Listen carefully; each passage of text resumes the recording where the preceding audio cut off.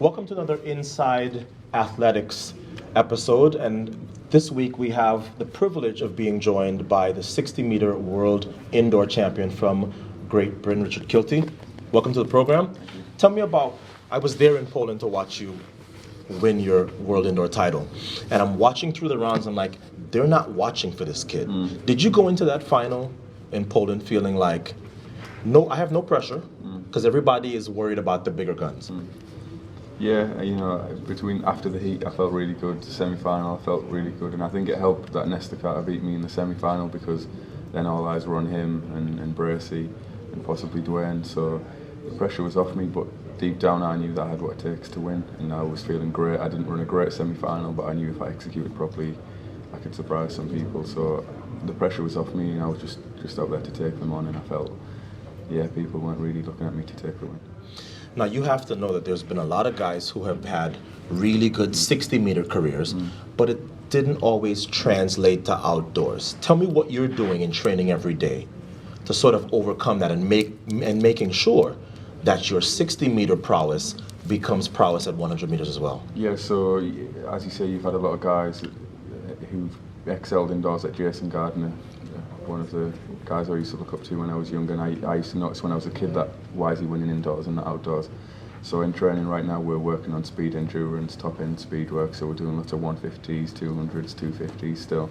So right now in training I'm probably not as sharp as I could be around 10-1 last week, right. But that's with still doing a lot of the longer work to build on my endurance. But once I'm sharpened up and with that speed endurance base there, hopefully I can come through and transition that 60-meter speed to the 100 meters. Now, a lot of track and field fans are not familiar with your story. You grew up kind of tough on the streets, and for you, track and field was sort of an escape from that. Tell me a little bit about that. Yeah, I grew up in a really bad area, a ghetto as such, and all my friends, all my family, they were in and out of jail all the time, so track and field was my way out, and I seen that as a really big opportunity. I had a great talent. I was national junior champion, and I didn't have great opportunities. I had no coach, there wasn't a track nearby, and I was still, running really quick times when I was a kid. So growing up tough, that helps in my sport, I think, because I don't fear nothing when I'm against my rivals. They're trying to play head games, none of that really works. So I think that's helped me become a better athlete today, growing up tough and being unprivileged and not having a lot from when I was a kid. It makes me a little bit more hungry than the rest, I think. There's probably a young kid in a rough neighborhood in Great Britain watching this now thinking, but that seems like it's, what you do for a living now requires discipline and focus and hard work. Why should that kid go in the direction you went and not continue on that path? What would you say to him? Yeah, I'd say that there's always a way out for everybody, no matter where you're from. You've got two legs. Track and field's a sport where you don't need to start with a lot of money, you can run in barefoot or whatever shoes you want. As long as you have the talent, you've got two legs, and given the opportunity, you can always go down. Everybody runs in high school, in school, so rather than go down the wrong path, just give it a go, and hopefully it gives the kids from deprived areas, not just in Great Britain, all around the world, some hope that no matter where you're from, you can do it. Now, it was reported in the press recently that the British sprint team is not exactly getting along swimmingly. Tell me what is going on these days with the British Sprint Corps. So that was a bit of a misprint by the press. We're actually all getting on well at the moment. Yeah, it was a little bit of a misprint. So right now we're all friendly. We're all trying to get on and make a strong 4x1 relay team, which we've got a lot of talent there at the moment in Great Britain with Adam Jamili, James Dassalou, Harry Kane-Zariti, James Ellington, and myself. We've got a lot of strong guys, and at the moment we're all getting along well, and we're trying to work together for the greater good. Now, Great Britain has had some of the most awful luck in terms of getting that baton around in the 4x1.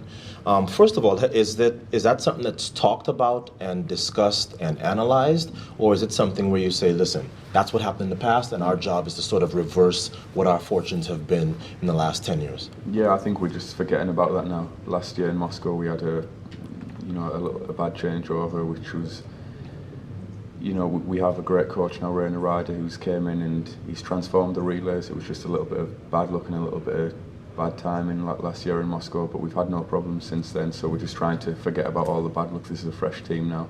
Everybody that's in the team, barring Dwayne, we're fresh faces, and hopefully we're bringing a lot of enthusiasm into the team, and we're just all about looking forward now. If you look at the podium in the last, certainly in the last Olympic Games, the guys who are on the podium for the 100 are guys who are sub 20, way sub 20 performance at 200 meters. How much of that have you noticed, and is that something that you're focused on, becoming a better 200 meter runner as well? Yeah, well, my 200 meter PB is 20.3 now, so I think it's something which I need to work on. I think I can push close to 20 seconds once I've run a couple more races, but yeah, I'm going to run more 200s. As you say, all the best sprinters in the world have always had great 100 metre and 200 metre PBs, even back to the days of you and Maurice, great 100 metre runners and 200 metre runners, and these days with the likes of Tyson Gay, Bolt and Blake, I believe you should be able to run a great 100 and 200, so it's something we're working on at the moment. Now, when you were young, who were the British athletes that you looked up to and said, okay, this track and field thing, I want to emulate this person? Who was your role model? Well, when I first watched sprinting, it was actually you and Maurice. So you and Maurice were the two people that I looked up to. We had Dwayne. So Dwayne was the British guy, which we looked up to then. And it's pretty strange now that I'm now in the relay team with him, and I was lining up against him and so forth. So when I was 10 years old, I used to look at him like, oh, this is a superstar, that's what I want to be like. And to now be lining up against him and beating him, it's crazy. Tell me what your goals are, both time-wise and in terms of, if we could fast forward to the end of your career, you will want to have accomplished what specifically? Yeah, I just want to win a medal in every championships, whether that be in the 100, 200 or the relay, preferably individuals, which I don't want to just become a relay runner, so hopefully leave with Olympic, World Championship, Commonwealth and European. I've already got the world indoors, so hopefully just pick up more medals, and hopefully you've broke 10 seconds and 20 seconds in the 200 metres. Well, all the best to you. I was really impressed by your run in Poland. I think that you certainly have what it takes upstairs to survive this very tough game. All the best to you. Thank you. All right. Thanks.